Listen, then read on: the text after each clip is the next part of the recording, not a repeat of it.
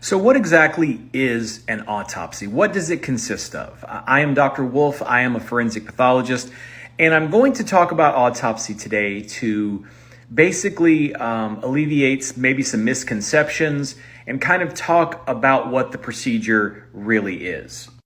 Now, I thought to do this because in the last 2 or 3 days, I've gotten thousands of followers from Africa, specifically Nigeria, who have commented many times on my posts about, performing autopsies because there is a very popular rapper there named Mobad, and I don't know if I pronounced that correctly, but he died, and there's some questions around his death. So I've had people ask me about autopsy, but I've also had a lot of people say that, we're sad that he has to suffer, that he has to go through this. This is terrible.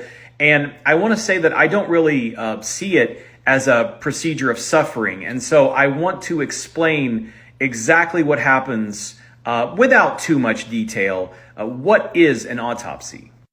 So autopsies can come in different forms. The first is really what's called an external examination, where you don't even open the body. You just look at the body, you describe it, you describe things that are like identifying features such as eye color, hair length, presence of tattoos or piercings, the clothing they were wearing, and any presence of injury. And then a lot of times, most times, you will also draw toxicology. What that means is you take fluid from the eyes, sometimes the vitreous fluid, you'll draw blood and maybe even urine, and you send that to a toxicology company to see if they can find any substances in there that shouldn't be there. All autopsies have the external exam portion, regardless of how much more you do after that.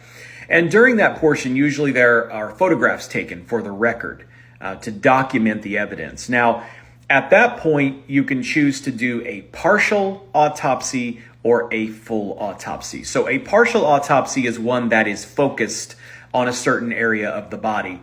So very commonly, what I might see is somebody who, let's say they come to the ER in chest pain, they die, and we know that the cause of death is most likely in the chest. It's going to be related to the heart, the blood vessels, or the lungs, typically.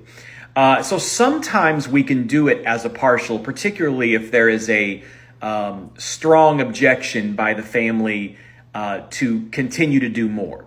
Okay, but for the most part, a partial will be chest or chest and abdomen organs, or sometimes it can be just the head if the cause of death is apparently just in the head.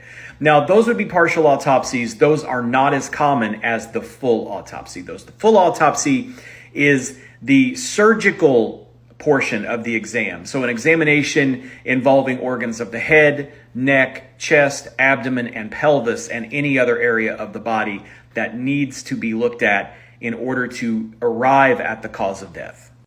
So ultimately, the goal of the pathologist is to arrive at the cause of death. And the cause of death is a specific diagnosis. So that would be something like heart attack, pulmonary embolism, ruptured brain aneurysm. It would be like something like electrocution or drowning or a gunshot wound or a stab wound or poisoning. So those are all specifics. But we also have to assign the manner of death. And the manner of death is a category. So that can be one of 5 things. In the United States, we usually have 5. There's sometimes a 6th category. But we have accidental deaths, natural deaths, suicide, homicide, and then when no manner can be settled upon, there is an undetermined category. There's also in some states a 6th category, which is deaths occurring during a medical procedure or due to therapy, that type of thing. That's not one that is in my state, so I don't use that. But that is the main way that we categorize those. So what exactly are the concerns for people who are objecting to autopsy?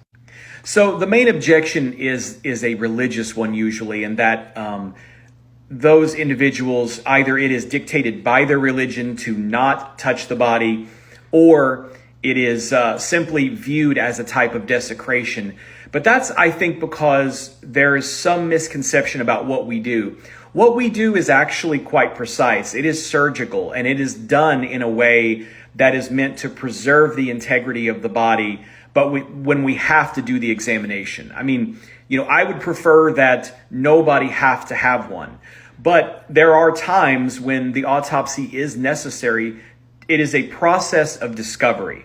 So you have to understand that the autopsy is sometimes the only way that we can discover what happened. And so to have a licensed medical professional do that it is the best possible way to determine how someone died. Now, when it comes to religious beliefs, I personally, in my practice, I respect the wishes of those religious beliefs, but sometimes the law does override that in terms of if you have a case that is a murder case or a potential murder case, you can't simply object to autopsy. It has to be done in order to confirm the details of that. But for the most part, we do try to not do autopsies if if the family doesn't want it. Now, some of the comments, and I hear these comments here. This is not just from my African followers. Now, these are comments that I hear in the middle of the United States, and that is, we don't want an autopsy done because it will affect the person's soul, or it will affect some transition to the afterlife.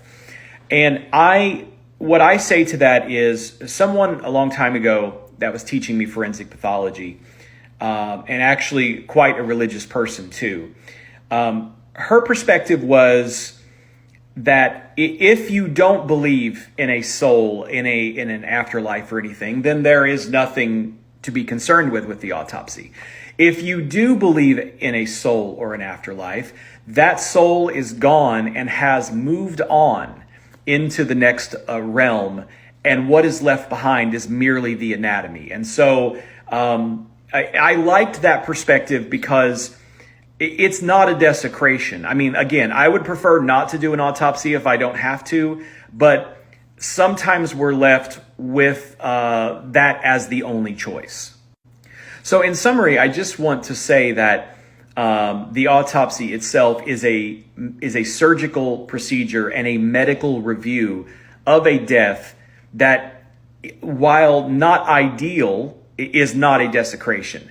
And I hope that the video maybe helped explain some elements of it to maybe allay some concerns that you might have. And as I recently posted, please understand that not everybody gets an autopsy. A minority of deaths actually get autopsied, okay? Sudden and unexpected death or death involving a criminal element are the two main reasons why people get autopsied. And it's not a form of suffering for the body, again, because either there is no soul or the soul has moved on. So there's no suffering there. But what it does is it relieves the suffering of those who are left behind, because then they, in most cases, are able to get an answer on what happened.